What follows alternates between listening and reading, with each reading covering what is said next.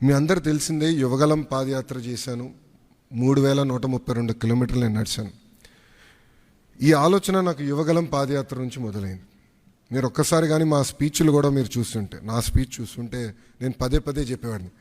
ఒక బటన్ నొక్కితే భోజనం వస్తుంది, ఒక బటన్ నొక్కితే సినిమా చూస్తున్నాం, ఒక బటన్ నొక్కితే ట్యాక్సీ వస్తుంది, కానీ ఒక బటన్ నొక్కితే ఎందుకు ప్రభుత్వం మీ దగ్గరికి రావట్లేదు, ఆ ఛాలెంజ్ నేను స్వీకరిస్తున్నానని ఆనాడు చెప్పాను.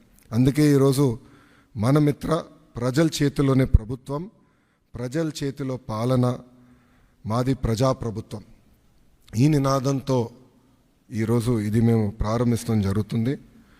యువగలం పాదయాత్రలో అడుగడుగున ప్రజలు ఎదుర్కొంటున్న సమస్యలు నేరుగా తెలుసుకునే నాకు అవకాశం కలిగింది.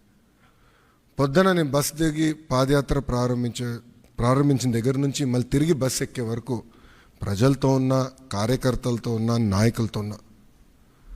ఊరు నుంచి ఊరు నేను నడిచేటప్పుడు కూడా అక్కడ ప్రజలతో మాట్లాడేవాడిని, లేదంటే కార్యకర్తలతో మాట్లాడేవాడిని, నాయకులతో మాట్లాడేవాడిని, వాళ్ళ సమస్యలు నేను తెలుసుకునేవాడిని. అది జరిగినప్పుడు నేను రైతుల్ని కలిసా, మహిళల్ని, విద్యార్థుల్ని,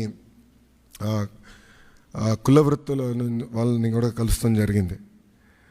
వాళ్ళందరినీ కలిసినప్పుడు వాళ్ళు ఒకటే అడిగారు, పద్దాక మమ్మల్ని మా కాస్ట్ సర్టిఫికేట్ ఉందంటే ప్రతి ఇన్ని నెలలకు ఒకసారి మిమ్మల్ని ఎందుకు తీసుకోవాలి, ఇన్కమ్ సర్టిఫికేట్ ఉంది మళ్ళీ మేము అధికారుల దగ్గరికి ఎందుకు వెళ్ళాలి, పవర్ బిల్ చెల్లించాలంటే ఎందుకు సీమ్లెస్గా మేము చెల్లించలేకపోతున్నాం, లేదంటే ఆర్టీసీ టికెట్ తీసుకోవాలన్నా మేము బస్ ఎక్కిన తర్వాత ఎందుకు తీసుకోవాలి, ముందరే మేము ప్లాన్ చేసి ఎందుకు తీసుకోకూడదని పదే పదే నన్ను అడగటం జరిగింది.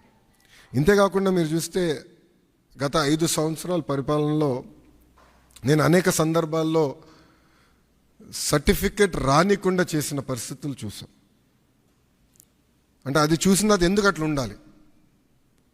మీరు చూస్తే దుగ్గిరాల నియోజకవర్గంలో ఒక ఎంపీటీసీ గారు పోటీ చేస్తుంటే, దుగ్గిరాల మండలంలో ఎంపీటీసీ గారు పోటీ చేస్తుంటే సర్టిఫికెట్ ఆనాడు ఇవ్వలేదు, కావాలని బీసీ సర్టిఫికెట్ ఇవ్వలేదు. సో ఆ రోజు నాకు అర్థమైంది, సిస్టంలో ఒక లోపం ఉంది, ఇది కరెక్ట్ చేయాలి, ఎవరు ఇట్లా సర్టిఫికెట్ కోసం ఎవరు ఇబ్బంది పడకూడదు అనే ఆలోచనతో మొదలైంది.